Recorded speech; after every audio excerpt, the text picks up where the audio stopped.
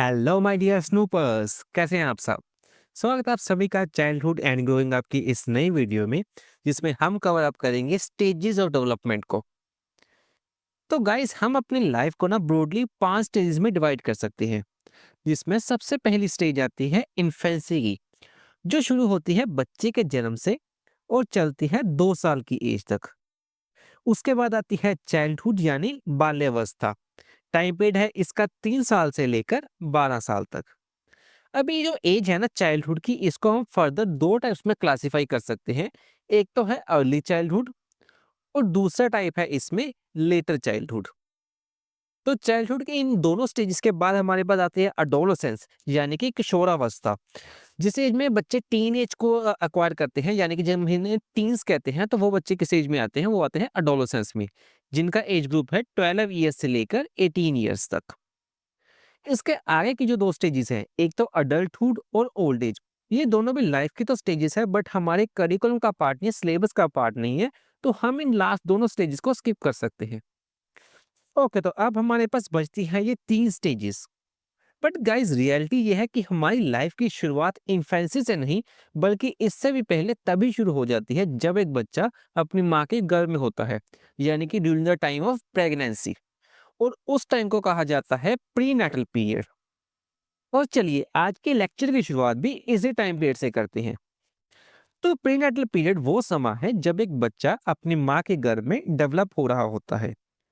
और इस पीरियड का कुल समय 9 महीने या 40 हफ्तों का होता है। और इन केस कोई ऐसा बच्चा है जिसका जन्म इस टाइम पीरियड से पहले होता है, तो उसे हम कहते हैं प्री मैच्योर बर्थ। अब ये पीरियड बहुत ही ज्यादा क्रिटिकल और क्रूशियल इसलिए है बिकॉज एक बच्चे की पूरी ओवरऑल जिंदगी की यहाँ नींव रखी जाती है, एक फाउंडेशन रखी जाती है उसके आगे आने वाले डेवलपमेंट के लिए। और इसीलिए यहाँ पर मदर के न्यूट्रिशन और हेल्थ केयर का भी खास ध्यान रखा जाता है। और उन्हें जो एडिशनल सपोर्ट या हेल्थ केयर के लिए जो एडिशनल सपोर्ट चाहिए, वो उन्हें प्रोवाइड किया जाता है। क्लियर है। तो प्रीनेटल पीरियड वो समय है जब एक बच्चा अपने मदर के वूम में डेवलप हो रहा होता है। अभी जो प्रीनेटल पीरियड है ना, इसको आगे 3 टाइप्स में कैटेगराइज किया गया है। सबसे पहले तो आता है जर्मिनल स्टेज, जहां पर सबसे तेजी से सेल्स रेप्लिकेट करते हैं, सेल्स रिप्रोड्यूस करते हैं। उसके बाद आता है एम्ब्रियोनिक स्टेज, जिसमें बच्चे के ऑर्गन्स डेवलप होना शुरू होते हैं। और उसके बाद है फीटस स्टेज, जब एक बच्चा प्रॉपर एक बेबी का आकार लेना शुरू करता है, बेबी की शेप लेना शुरू करता है। ओके गाइस, तो बस इतना ही है प्रीनेटल पीरियड में। अब चलते हैं पोस्ट नेटल की सबसे पहली स्टेज, जो कि आती है हमारे पास इन्फेंसी स्टेज, उसकी तरफ। तो गाइस, इन्फेंसी पीरियड जन्म से लेकर 2 साल तक चलती है। और इस केस में क्या है कि जो न्यू बॉर्न बेबी है, वो फुल्ली डिपेंडेंट होता है अपनी मदर और केयर गिवर्स पर अपनी डेली नीड्स को फुलफिल करने के लिए। अब यह जो इन्फेंसी स्टेज है, ये भी एक ब्रॉड टर्म है और आगे 2 टेस्ट में कैटेगराइज होती है। एक तो है इन्फेंसी पीरियड और दूसरा है टोडलर पीरियड। अभी इन दोनों के बीच का डिफरेंशिएटर क्या है, तो वो है चलना यानी कि वॉकिंग। तो जब तक एक बच्चा चलना नहीं स्टार्ट कर देता, तब तक वो आता है इन्फेंसी पीरियड की तरफ। और जब वो एक बार चलना स्टार्ट कर देता है, तब वो आता है टोडलर पीरियड में। तो इसके बाद बात करते हैं इस स्टेज के अंडर आने वाले वेरियस टाइप्स ऑफ डेवलपमेंट्स के बारे में। तो सबसे पहले हमारे पास है फिजिकल डेवलपमेंट। तो यहाँ क्या होता है, रैपिड ग्रोथ, यानी एक बच्चे का हाइट और वेट बहुत ही तेजी से बढ़ती है। इतनी तेजी से कि 6 महीने में ही एक बच्चे का वजन डबल हो जाता है उसके ओरिजिनल वेट से। फिर है कि यहाँ जो बच्चे की बोन्स होती है ना, वो बहुत ही ज्यादा टेंडर और फ्लेक्सिबल होती हैं। और उसका कारण है कि जब बोन्स होती हैं बच्चे की, उसके अंदर का जो वाटर कंटेंट होता है, वो काफी ज्यादा हाई होता है। आगे टीथ की बात करते हैं, यानी कि दांतों के बारे में। तो शुरुआत में तो बच्चे के कोई भी दांत नहीं होते, बट समय के साथ उसके अंदर मिल्क टीथ अपीयर होना शुरू हो जाते हैं। तो ये था फिजिकल डेवलपमेंट। इसके बाद बात करते हैं कॉग्निटिव डेवलपमेंट, यानी एक बच्चे के अंदर जो बौद्धिक विकास होता है। तो देखो, एक इन्फेंट के लिए ये दुनिया बहुत ही नई है, इसलिए एक बच्चे की क्यूरियोसिटी अपनी सराउंडिंग्स को लेकर बहुत ही हाई होती है। ऑल्दो वर्ड्स में तो वो क्वेश्चन नहीं पूछ पाता, बट इशारों के थ्रू वो क्वेश्चन आंसर्स की डिमांड करता है। आगे है इंटेलेक्चुअल अनडेवलप्ड। अभी आप एक बच्चे से क्या एक्सपेक्ट करते हैं? क्या उसकी रीजनिंग, ऑब्जर्वेशन और परसेप्शन जैसी स्किल्स डेवलप हुई होंगी? नहीं।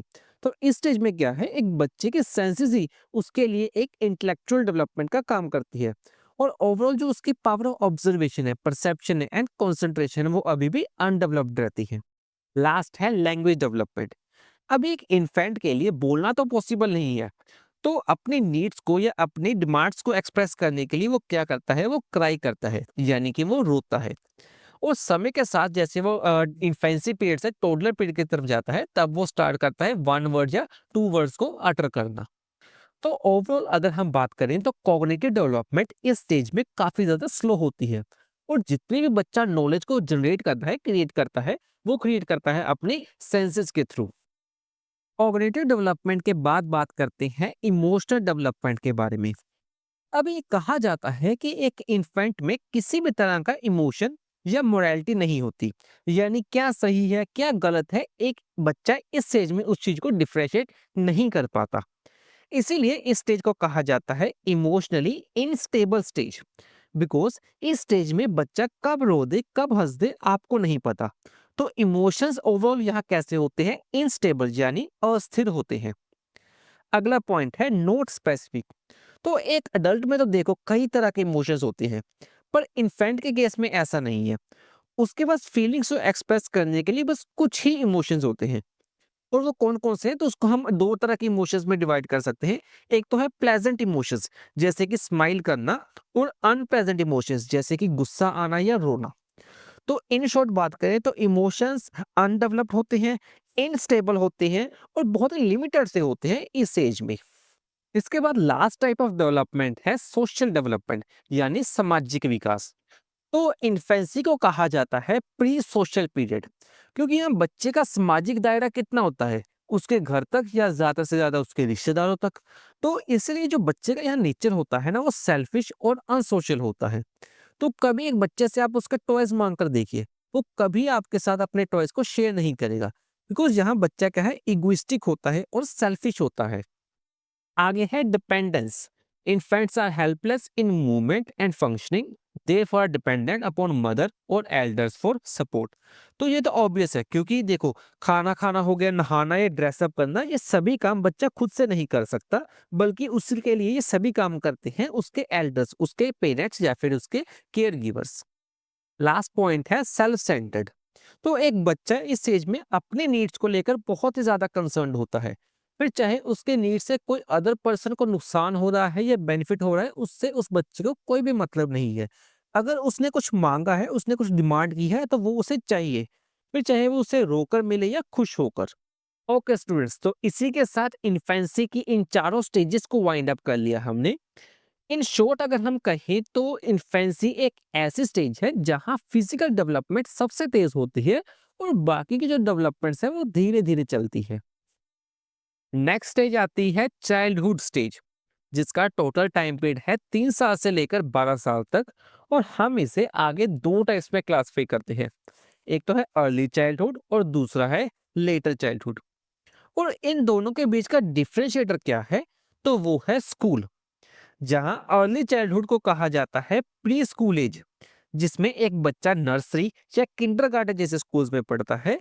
और लेटर चाइल्डहुड को कहा जाता है स्कूल एज, जहां एक बच्चा फॉर्मल एजुकेशन की शुरुआत करता है, यानी कि क्लास 1 या ग्रेड 1 से अपनी स्टडीज को परस्यू करता है। आगे इस स्टेज के चारों टाइप्स ऑफ डेवलपमेंट को कवर अप कर लेते हैं। तो सबसे पहले है हमारे पास फिजिकल डेवलपमेंट। तो अर्ली चाइल्डहुड में ग्रोथ तो होती है, बट उतनी फास्ट नहीं जितनी इन्फेंसी के पीरियड में हुआ करती थी। तो यहाँ पर एक slow and steady overall development होती है। फिर है मोटर स्किल डेवलपमेंट। तो इन्फेंसी में क्या था, बच्चा चलना स्टार्ट कर देता था। और यहाँ पर क्या है कि बच्चा रनिंग, जंपिंग और स्मॉल ऑब्जेक्ट्स को होल्ड करना भी स्टार्ट कर देता है। फिर है कोऑर्डिनेशन एंड बैलेंस। तो एक proper hand to eye coordination और मसल मेमोरी यहाँ बच्चे की डेवलप होना स्टार्ट हो जाती है। आगे देखते हैं कि लेटर चाइल्डहुड में कौन कौन सी इंप्रूवमेंट्स होती हैं। तो सबसे पहला है कंसोलिडेटेड ग्रोथ। तो अभी तक क्या था कि जस्ट फिजिकल ग्रोथ हो रहा था, पर यहाँ पर जो ग्रोथ है वो कंसोलिडेटेड ग्रोथ होती है, यानी कि एक बच्चे का स्ट्रेंथ, एंड्योरेंस और स्टैमिना, ये तीनों चीजें इंक्रीज होती हैं। स्टैमिना में क्या है कि जो बच्चा है प्रोलॉन्ग्ड लंबे समय तक कोई भी फिजिकल एक्टिविटी में पार्टिसिपेट करने में कैपेबल होता है। फिजिकल डेवलपमेंट के बाद आती है कॉग्निटिव डेवलपमेंट। तो अर्ली चाइल्डहुड में बच्चे के लैंग्वेज डेवलपमेंट बहुत ही ज़्यादा तेज़ी से होती है। जहाँ एक 2 साल का बच्चा 200 वर्ड्स को एक्वायर करता है, वहीं 1000 से ज़्यादा वर्ड्स एक 6 साल का बच्चा एक्वायर कर लेता है। और इसका सबसे बड़ा रीज़न है क्योंकि ये एक प्री स्कूल एज है, तो बच्चा यहाँ पर पहली बार बाकी समाज के साथ इंटरैक्ट करता है और जितनी ज़्यादा इंटरैक्शन उतनी ज़्यादा लैंग्वेज डेवलपमेंट, तो इसलिए यहाँ पर लैंग्वेज बहुत ही ज़्यादा तेज़ी से डेवलप होती है।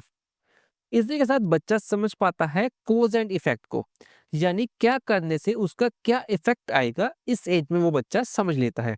जैसे कि अगर मैं ग्लास को तोड़ूँगा तो मेरे को पनिशमेंट मिलेगी, तो ये है क्या है, कोज़ एंड इफ़ेक्ट है। इसके बाद है बच्चे का अटेंशन स्पैन इंक्रीज़ होता है, एक जगह पर वो बच्चा ज़्यादा टाइम तक टिक कर बैठ पाता है। लेटर चाइल्डहुड में क्या इंप्रूवमेंट्स होती हैं, तो वोकैबुलरी तो रिच होती ही है, इसी के साथ बेसिक स्ट्रक्चर्स जैसे कि subject plus verb plus object जैसे स्ट्रक्चर्स को बच्चा एक्वायर करता है। वर्ड्स प्रोनाउंसिएशन जो होती है उसकी और वर्ड की एक्सप्रेशन वो इस बच्चे को आ जाती है। फिर है मेमोरी एंड रिटेंशन, तो ज़्यादा टाइम तक ज़्यादा समय तक एक मटेरियल को याद रख पाता है। और बाय द एज ऑफ 12 बच्चे का जो ब्रेन का साइज है वो एक अडल्ट के ब्रेन के साइज के बराबर हो जाता है। फिर है एब्स्ट्रैक्ट कंसेप्ट्स, तो जो स्पेस का कंसेप्ट हो गया, डिस्टेंस का कंसेप्ट हो गया, मैथ्स का कंसेप्ट हो गया या कैलेंडर की डेट का कंसेप्ट हो गया, जो अमूर्त होता है जिसे हम देख नहीं पाते, वो इस एज में डेवलप होना स्टार्ट हो जाती है। कॉग्निटिव डेवलपमेंट के बाद है इमोशनल डेवलपमेंट। तो इन्फेंसी में क्या था, दो टाइप्स ऑफ इमोशंस थे, एक तो था प्लीजेंट इमोशन और दूसरा था अनप्लीजेंट इमोशन। बट चाइल्डहुड में ऐसे कई तरह के इमोशंस स्टार्ट होते हैं जैसे कि hope, disappointment, anxiety, shame, jealousy, hatred और फियर जैसे इमोशंस। और इन इमोशंस में भी सबसे पहले नेगेटिव इमोशंस एक्सप्रेस होना स्टार्ट होते हैं जैसे कि एंगर, हेट्रेड या जेलसी जैसे इमोशंस। और उसके बाद पॉजिटिव इमोशंस जैसे कि लव और होप एक्सप्रेस होना स्टार्ट होते हैं। इसी के साथ यहाँ पर बच्चे को सेल्फ कॉन्फिडेंस और सेल्फ एस्टीम बढ़ना स्टार्ट होता है। बच्चा खुद से एनकरेजमेंट लेता है क्लास की एक्टिविटीज में भी और उसके बाद की को करिकुलर एक्टिविटीज में भी। थर्ड है बच्चा ओबे करता है सोशल रूल्स को। बिकॉज यहाँ पर क्या है, बच्चा स्कूल में एंटर करता है तो स्कूल के जो रूल्स होते हैं, जैसे कि कोई अगर हमें कोई रिक्वेस्ट करनी है तो हमें प्लीज बोलना है और थैंक यू कहना है। तो ऐसे जो सोशल रूल्स होते हैं यहाँ पर वो बच्चा ब्लाइंडली उन सोशल रूल्स को एक्सेप्ट करना स्टार्ट कर देता है। इमोशनल डेवलपमेंट के बाद है सोशल डेवलपमेंट। तो अर्ली चाइल्डहुड तक भी एक बच्चा प्रॉपरली डिपेंडेंट रहता है अपने केयर गिवर्स पर, अपने पेरेंट्स पर और टीचर्स पर, अपने डेली नीड्स को फुलफिल करने के लिए। इसी के साथ वो डेवलप करना स्टार्ट करता है फ्रेंडशिप्स को, क्योंकि यहाँ पर क्या है, वो नर्सरीज में या किंडरगार्टन में जाना स्टार्ट करता है तो उसके सेम पीयर ग्रुप्स के बच्चे उसको मिलना शुरू हो जाते हैं। पर स्टिल जो फ्रेंडशिप का जो बॉन्ड होता है ना, वो उतना डीप उतना इमोशनल नहीं होता कि हाँ आज अगर एक फ्रेंड मिल गया तो उसके साथ खेल लिया, कल दूसरा मिल गया तो दूसरे के साथ खेलना स्टार्ट कर दिया। तो एक जो प्रॉपर फ्रेंडशिप का बॉन्ड होता है वो यहाँ पर डेवलप होना स्टार्ट नहीं होता है। और इसलिए इस एज को कहा जाता है pre gang as. Early childhood के बाद लेटर चाइल्डहुड में हम स्टार्ट करते हैं गैंग बनाना। तो एक बच्चा क्या करता है, अपने सोशल सर्कल को एक्सटेंड करता है आउटसाइड द होम। और एक उसको स्ट्रॉन्ग डिजायर होती है, एक नीड होती है एक ग्रुप ऑफ अपने पीयर ग्रुप्स की। इसी के साथ कई ग्रुप क्या करते हैं, अपने ही अंदर डेवलप कर लेते हैं एक सीक्रेट लैंग्वेज को और पासकोड्स को। और इसमें क्या है, फ्रेंडशिप्स का जो बॉन्ड है वो बहुत ही ज्यादा स्ट्रॉन्ग बनना स्टार्ट हो जाता है। बच्चे एक दूसरे के लिए लॉयल्टी को एक्सप्रेस करते हैं और ग्रुप के लिए एक जैसा एक मिलकर टीम की तरह काम करते हैं। इसी के साथ यहाँ पर बच्चे समझना स्टार्ट करते हैं जेंडर डिफरेंस को, यानी बॉयज अपना इंटरेस्ट लेते हैं हाइकिंग या फिर क्लाइंबिंग जैसे टास्क में, और गर्ल्स का इंटरेस्ट शिफ्ट हो जाता है म्यूजिक, पेंटिंग या नीडल वर्क्स में। इसी के साथ चाइल्डहुड की चार डेवलपमेंट्स को कवर कर लिया हमने। इसके बाद बढ़ते हैं लास्ट स्टेज की तरफ जो कि है अडोलसेंस स्टेज। तो अडोलसेंस वो पीरियड है जब एक बच्चा प्यूबर्टी को हिट करता है, यानी कि उस बच्चे में कई तरह के हार्मोनल चेंजेस आना स्टार्ट होते हैं। और गर्ल्स में यानी कि लड़कियों में जो हार्मोनल चेंजेस है ये पहले आते हैं बॉयज के कंपैरिजन में, यानी कि गर्ल्स प्यूबर्टी को पहले हिट करती हैं बॉयज से। अडोलसेंस स्टेज का टाइम पीरियड है 12 साल से लेकर 18 साल तक। और ये एक ट्रांजिशनल पीरियड है, यानी कि यहाँ पर ना तो बच्चा चाइल्ड रहता है और ना ही एक अडल्ट होता है। यानी कि चाइल्ड से वो ज़्यादा इंडिपेंडेंट होता है एंड अडल्ट से वो कम समझ रखता है। तो ओवरऑल ये एक ऐसी एक स्टेज है, ये है ट्रांजिशनल स्टेज। और स्टैनली होल ने इस स्टेज को नाम दिया है अ stage of great stress and storm. Because इस स्टेज में क्या है, कई तरह के हार्मोनल चेंजेस के साथ उस बच्चे के अंडर फिजिकल, कॉग्निटिव, सोशल और इमोशनल चेंजेस होते हैं, जिससे वो बच्चे की ओवरऑल लाइफ क्या है, डिस्टर्ब हो जाती है। और कौन-कौन से हैं वो चेंजेस और कौन-कौन से हैं वो डेवलपमेंट्स? तो सबसे पहले बात करते हैं फिजिकल डेवलपमेंट की। तो यहाँ पर क्या है कि एक बच्चा अपनी मैक्सिमम हाइट लिमिट को अचीव कर लेता है in terms of size and height. इसी के साथ बॉडी प्रोपोर्शंस में चेंजेस होते हैं, जैसे कि different body parts different proportions में ग्रो करते हैं। यहाँ पर एक बच्चे की आर्म्स एंड लेग्स सबसे ज़्यादा ग्रो करते हैं और उसके जो शोल्डर्स है वो कैसे हो जाते हैं, ब्रॉड हो जाते हैं। फिर है rapid development of bones and muscles. तो हाइट एंड वेट के साथ जो उसके अंडर के बोन्स एंड मसल्स होते हैं वो भी यहाँ पर मैच्योर होना स्टार्ट हो जाते हैं। पर जो गर्ल्स के मसल्स होते हैं वो कैसे रहते हैं, सॉफ्ट रहते हैं। और बॉयज के मसल्स कैसे बन जाते हैं, हार्ड एंड फर्म। फिर है चेंज इन वॉइस। तो वॉइस में भी चेंजेस आ जाते हैं। तो गर्ल्स की वॉइस कैसी होती है, श्रिल्ड होती है, स्वीट होती है एंड हाई पिच्ड होती है। वहीं बॉयज की वॉइस कैसी बन जाती है, डीपन बन जाती है। फिजिकल डेवलपमेंट के बाद है अडोलसेंट की कॉग्निटिव डेवलपमेंट। तो इस स्टेज में एक adolescent logical and hypothetical reasoning गाना स्टार्ट करता है। यानी कि एक प्रॉब्लम को सॉल्व करने के लिए वो लॉजिक का यूज करता है और प्रेडिक्ट करता है आउटकम्स को बेस्ड ऑन लॉजिक। तो इस केस में व्हाट इफ जैसे सिनेरियोस को बच्चा क्रिएट करता है, यानी कि हाइपोथेसिस क्रिएट करता है कि अगर मैं उसे प्रपोज कर दूं तो वो जो फीलिंग होती है, वो जो कॉन्सेप्ट्स होते हैं वो आते हैं हाइपोथेसिस के अंडर। फिर है इंक्रीज्ड मेटाकॉग्निशन, यानी अपने चिंतन का भी चिंतन करना। फॉर एग्जाम्पल कि जो मैंने उस समय एक्शन लिया क्या वो सही था या गलत था। तो वो क्या होता है कि अपने खुद के थॉट्स पर सेल्फ रिफ्लेक्ट बैक करना। फिर है यहाँ पर एक adolescent long term planning start करता है और गोल सेट करता है अपने फ्यूचर लाइफ के लिए। क्या करियर उसे परस्यू करना चाहिए, क्या एजुकेशन उसे कैरी ऑन करनी चाहिए, या क्या उसके पर्सनल गोल्स हैं वो यहाँ पर सेट करना स्टार्ट करता है। फिर है वाइडनिंग इंटरेस्ट। तो जो ओवरऑल एक एडोलसेंट का इंटरेस्ट है वो वाइडन होना स्टार्ट होता है। स्टडीज के अलावा भी को करिकुलर एक्टिविटीज जैसे कि स्पोर्ट्स में या फिर किसी स्किल्स को एक्वायर करने में यहाँ पर एक एडोलसेंट का इंटरेस्ट डेवलप होना स्टार्ट होता है। कॉग्निटिव डेवलपमेंट के बाद है इमोशनल डेवलपमेंट। तो एडोलेसेंट स्टेज में इमोशनल डेवलपमेंट अपने मैक्सिमम स्टेज तक अचीव हो जाता है। बट अनफॉर्चुनेटली यहाँ पर एडोलेसेंट को अपने इस इमोशंस को कंट्रोल करना नहीं आता। उसके जो इमोशंस होते हैं वो नो स्टेबल होते हैं। इसी के साथ हाइटनिंग ऑफ इमोशंस, यानी कि अगर किसी पर्सन को वो हेट करता है तो वो बहुत ही उसको स्ट्रोंगली हेट करेगा। और अगर वो किसी को प्यार करता है तो वो बहुत ही ज्यादा पैशनेटली उसको प्यार करेगा। यानी कि इमोशंस में जो भी करेगा, फिर चाहे वो पॉजिटिव इमोशंस हो या नेगेटिव इमोशंस हो, वो जो भी करेगा वो अपने पीक पोटेंशियल पर करेगा। फिर है वेरिएशन इन इमोशनल मूड्स। तो बहुत ही जल्दी अपने इमोशंस को, एक्सप्रेशंस को वो चेंज कर लेता है। किसी के थोड़ा सा टीज करने पर ही वो इमोशंस को quickly from positive to negative में शिफ्ट कर लेता है। फिर है डेवलपमेंट ऑफ इंफीरियरिटी कॉम्प्लेक्स, यानी कि अपने लुक्स के बेसिस पर या फिर अपनी आवाज के बेसिस पर या अपने ओवरऑल जो शेप के बेसिस पर उसके अंदर इंफीरियरिटी कॉम्प्लेक्स आ जाता है। अगर उसको इस केस में अगर प्रॉपर लव, अफेक्शन या केयर नहीं मिलता है तो वो ऑफन डिप्रेशन जैसे केसेस में भी जा सकता है। तो ये था इमोशनल डेवलपमेंट। इसके बाद बात करते हैं इस स्टेज के सोशल डेवलपमेंट के बारे में। तो इस स्टेज में एक एडोलसेंट अपने डिसीजंस खुद से लेना स्टार्ट करता है, फिर चाहे वो उसके फ्रेंड्स के रिलेटेड हो, इंटरेस्ट के रिलेटेड या उसकी सोशल एक्टिविटीज के रिलेटेड हो। तो अभी तक जो एक डिपेंडेंसी थी एक बच्चे की उसके पेरेंट्स या उसके केयर गिवर्स के ऊपर, यहाँ पर वो डिपेंडेंसी इंडिपेंडेंसी की तरफ शिफ्ट हो जाती है। सेकंड पॉइंट है पीयर इन्फ्लुएंस एंड फ्रेंडशिप।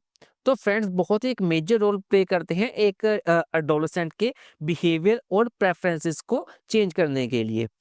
तो एक एडोलसेंट अपने पीयर ग्रुप्स के रिलेटेड बहुत ही ज्यादा इमोशनली अटैच्ड होता है और उन्हीं से अपना इमोशनल और सोशल सपोर्ट की डिमांड करता है।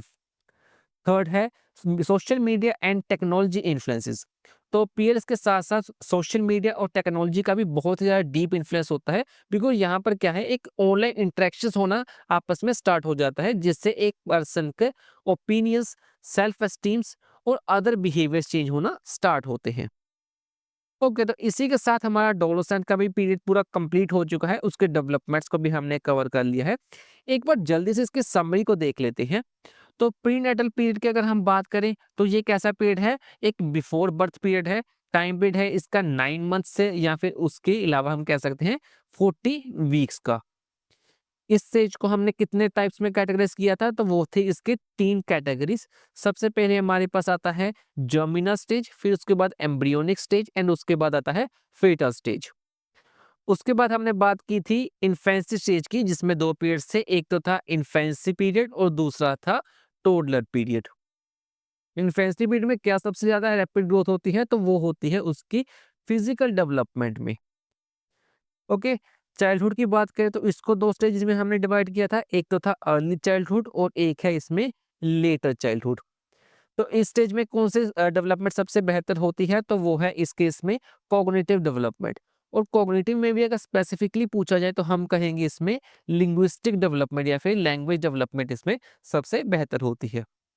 उसके बाद है एडोलसेंट पीरियड। तो जब एक बच्चा जो है प्यूबर्टी को हिट करता है तो वो समय शुरू होता है एडोलसेंट का। इस स्टेज में कौन-कौन से डेवलपमेंट सबसे अच्छी होती है? तो वो है इसमें सोशल डेवलपमेंट एंड सेकेंडली है इसमें इमोशनल डेवलपमेंट। ओके, तो ये थी हमारी चारों स्टेजेस। आई होप आप सबको ये वीडियो अच्छे से समझ आई होगी। अगर आपको ये वीडियो अच्छी लगी है तो प्लीज़ इस वीडियो को लाइक कीजिए और इस चैनल को सब्सक्राइब कीजिए, सो दैट आप इससे ही नई वीडियोस को अच्छे से एक्सप्लोर कर पाएँ।